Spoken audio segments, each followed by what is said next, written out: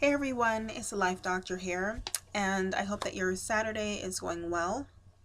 I've had a blessed Saturday thus far, but unfortunately, this is not a happy video because if you follow my channel or if you follow my posts on Facebook, you know that a few days ago I was asking for prayers on behalf of my aunt who suffered a stroke, and things just weren't going well. Well, firstly, let me just say thank you so much for your prayers. I really do appreciate them, as my entire family and extended family do.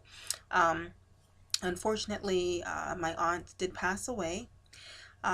So it's just been a really hard time for the family because it was so unexpected. It was just the furthest thing from our minds.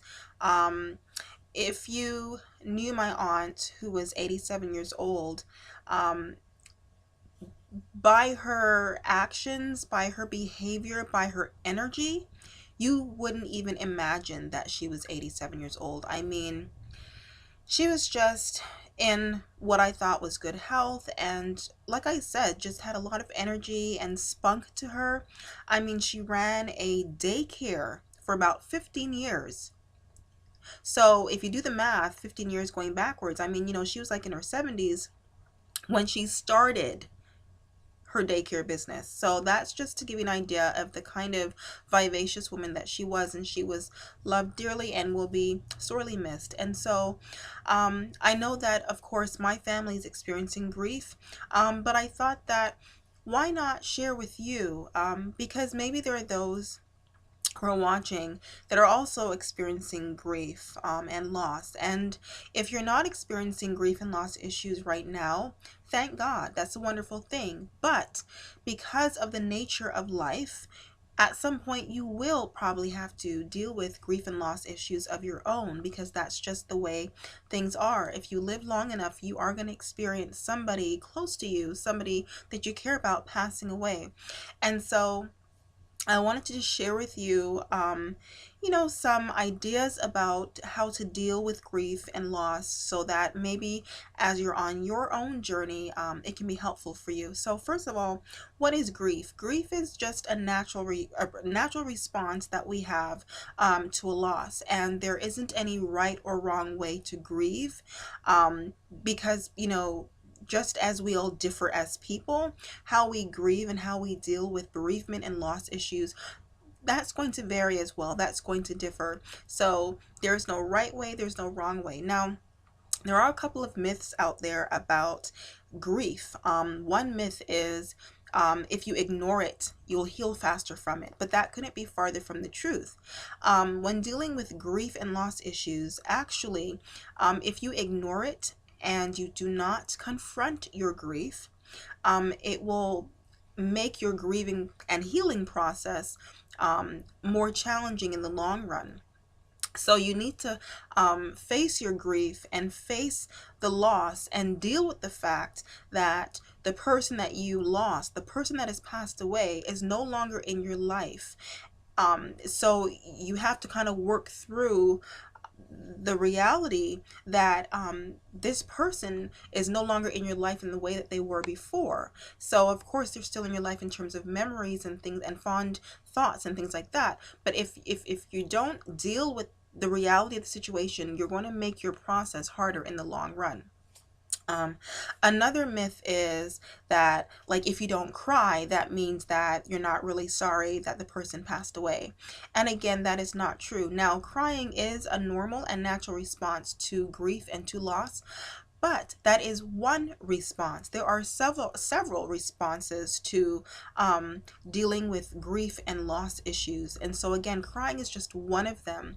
And so somebody that is not crying may in fact be deeply emotional and really feeling that loss at a deep level. And so just because somebody's not crying or demonstrating what you think is an appropriate response to a loss doesn't mean that they do not feel deeply about what has happened and are not greatly affected by it.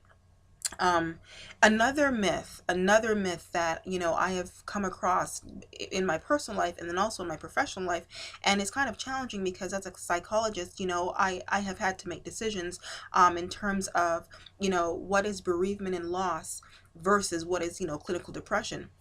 And so I've had to, tease out and look at symptoms and things like that. But I'm not really going to get into, you know, differential diagnoses or anything. But what I wanted to say is that there is a myth out there that grief should last for a particular time. Like grief should only be about a year. And again, maybe my clinical colleagues would disagree, but I think it is in fact a myth that, there is some specific time period that should be allocated for grief. I think that is just utterly ridiculous. Again, because we are different, because our personalities are different, because our temperaments are different, because our faith traditions and beliefs are different, because our coping mechanisms are different, because we come from different families with different experiences, because our histories are different.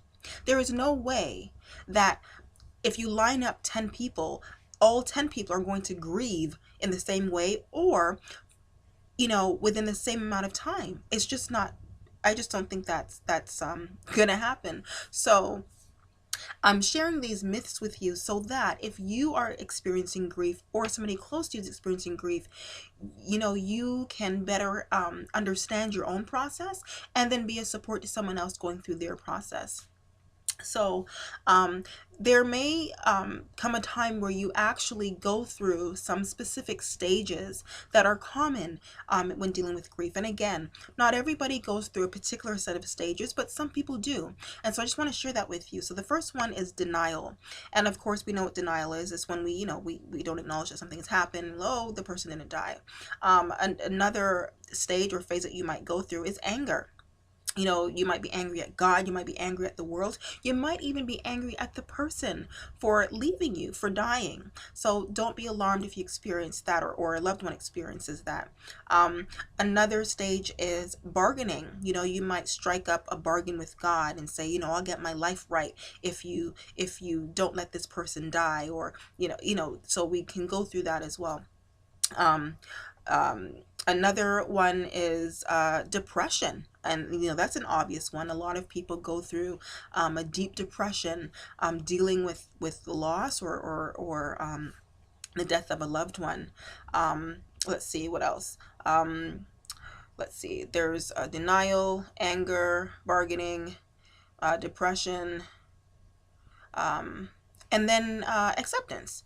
Um, Acceptance is the final stage that people tend to go through, but um, again, I don't want you to think that this is some kind of formula that everybody has to go through this. But when you get to a place of acceptance, basically it is what it sounds like. You have accepted the fact that the person is no longer with you, is no longer in your life, and you're pretty much at peace with it. So once again, that's denial, anger, bargaining, depression, and acceptance. So those are the stages that you might experience when dealing with loss. And so, I didn't want to make this a really long video, but I do want to say this before I leave. If you are experiencing grief, the loss of a loved one, please make sure that you get support. Support can be from family or friends, could be from a church community, it could be from a professional like a therapist or a counselor. Get the support that you need.